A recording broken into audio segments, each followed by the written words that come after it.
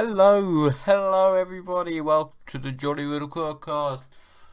Way. And we're going to have a lovely time today. It's a beautiful day again, no clouds. I think the sun has eaten them up. The sun has made the clouds go all away, it cooked them, they evaporated, and that's why we have wind, because they've turned into air and they move around, you know? I think that's what happens, because the tree's moving, the tree's waving at me from my window. Yeah, wind's a weird one because I feel like if we weren't in a place where there was wind, we wouldn't really expect it. Like, it kind of just hits you in the face and you're really confused as to what actually hit you, but people just go, oh, it's wind, and it seems kind of normal. I suppose also maybe it's kind of normal because it also hits like trees, and so you don't feel less affected. Otherwise, you might think the wind's just got a personal vendetta for your lovely, smooth, young, youthful, moisturised face, or old, dry, thin-skinned face, with like nose hairs and things. I haven't got any nose hairs yet. Most of my hair grows on my head, fortunately. Yes, it's one of my friends said, we were having a bit just laughing about people having bad haircuts, and he just said that it's kind of weird. We've just got a ball on top of our bodies with hair on it. Oh yeah, like our head is really odd, and to think that this thing that is like alone from the body, and sure it's got a skull, but enough from that, it's got like only a little kind of, your neck's not that strong. But that's where like all your important stuff is, your brain, and that's where we keep it. I wonder why do we keep our brain in our head? Like if it was in our lungs, not inside our lungs, of course, in our ribcage. To me, that would make more sense. I don't know why our head is so important. Maybe because it's independent of the body. So let's say I got hit by a bus tomorrow. Maybe let's say I get hit by a train that's reversing, right? But it's still going fast, 20 miles an hour, and it hits me. My body will get hit by the train and move straight away, whereas my head will follow it a bit more slowly, right? Maybe that's why. I don't know. I'm not a biomechanics expert. Well, I was gonna be in a future life that never happened. I was gonna be a biomechanics expert, because I was gonna do sports science at university. But then I realised that I like maths a bit too much, and it just seems there's a lot of like chemistry and like then the mitochondria and the phosphomyoglobin transitions into the type 2-3X muscle, and I just didn't really care about that kind of thing. It's all jargon. To be fair, maths and philosophy isn't that different, because philosophy is also entirely jargon. Like if you read, and actually no, not all of them, but I find a lot of it is kind of just talking. They just use so many. They have a sentence and they have like 8 commas in it, and the focal point of the like the concept within the sentence just changes at every comma it goes. So maybe it's like, so if we consider the man to be standing on a road, upside down, without a woman, to the left of, and there's a chicken on the side, beneath that, and he has not got a hat on, then we know he is content. It's like, what? But come on, these little additional information bits seem so, unnecessary. I'm sure we could have just realised he was content because he was there. Otherwise he would have killed himself. Unless, there we are, maybe he wasn't a man of action. Because some people may be upset, but they're not men of... Anyway, suicide. Look, I'm not going to say why people commit suicide or not. It's not really something I understand. Not really many of us do. Even Albert Camus himself, in the Myth of Sisyphus essay, he said, there's one great question, something about the one great mystifying question is suicide, or philosophy, something. He basically doesn't understand when people kill themselves. Me neither, really. I told him, I got this friend who's also like, he's like super good at like concepts. He's really smart, like super smart. And I said like, oh yeah, suicide's weird. And he's like, oh yeah. Like it kind of dawned on him how strange it was. But for me, he's like 6 a.m. to me. It always dawns on me, that the things he says. He goes, oh, this, that, and the other. Especially when it comes to physics. He says, oh no, don't worry. No, don't, well, actually, I think because it's when the neutron hits and you go, oh fuck. Like, in my head, like, I had this like fake world of physics in my head which was just wrong. and this guy understands it, and mine's just wrong, and you can tell mine's wrong, but not to me. Difficult, man, difficult. I'll tell you something. Ugh. But yeah, I'm feeling in a pretty good mood. I've locked my phone away. No phone. Because I wanted to see what it's like to be a human again. Woo! It's kind of fun. You just end up washing up. Because my new theory on social media. Oh, post just came in. Scared the hell out of me. Probably just a bank sends you so much fucking paper. Oh my god, banks just here's a piece of paper, here's a piece of paper, here's a piece of paper, and then all it says on the piece of paper, it's like the licensing stuff, and it's like, yeah, you got two pages of legal jargon, right? Legal stuff. A lawyer wrote, probably balding, 53. Wives don't really like him. He's got a little bit of weight, and he holds his pen in his left hand, and he's slightly funny with it. They taught him it at private school. It's like, that's the guy who wrote this. And now I've got it in my house. And if I throw it away, then I'm irresponsible because it's a bank document. Ugh. But yeah. Where was? Oh man, I was talking about something cool. Oh yeah. So my social media philosophy is that actually, social media can actually. This isn't groundbreaking, but the idea is that, you know, with social media, you kind of see little bits of people's lives quite regularly. I think, like, you're like, oh, I know him, yeah, I see his Instagram, you know, he posts this, and he's got a dog, or he climbs a tree, or, you know, he's actually a bit of a boring person, glad I don't talk to him anymore, most regularly, and, but, this is the groundbreaking bit, like, I feel like in the past, if you had your close friends, or people that you cared about, you would call them like once a week or whatever and say, oh, I know, how are you, la di da.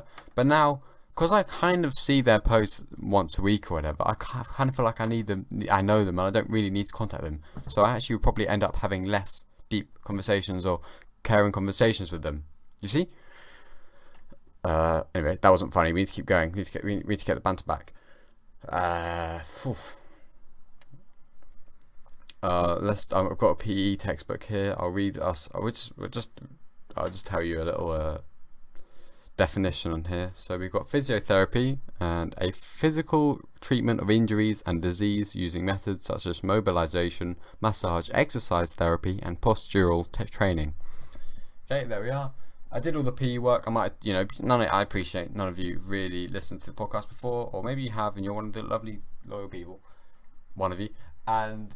Oh yeah, I did do the PE work after all, because I remember me being a little bit grumpy, a little bit harsh in my words about the idea of doing PE work, but I've done it. I need to buy some stocks. I've read the stock market. You know, I'm really working it out now. I just need to wait for the cost of my stock to go down. Look, the company deals with rubbish and recycling and things, and I feel like, look, we're going to have rubbish for quite a long time. We're going to have recycling for quite a long time, especially with all the lovely cartons and oat milks and all these beautiful natural products with all these, you know, 15-letter ingredients which people just gloss over because it's got trendy writing on the packet, right?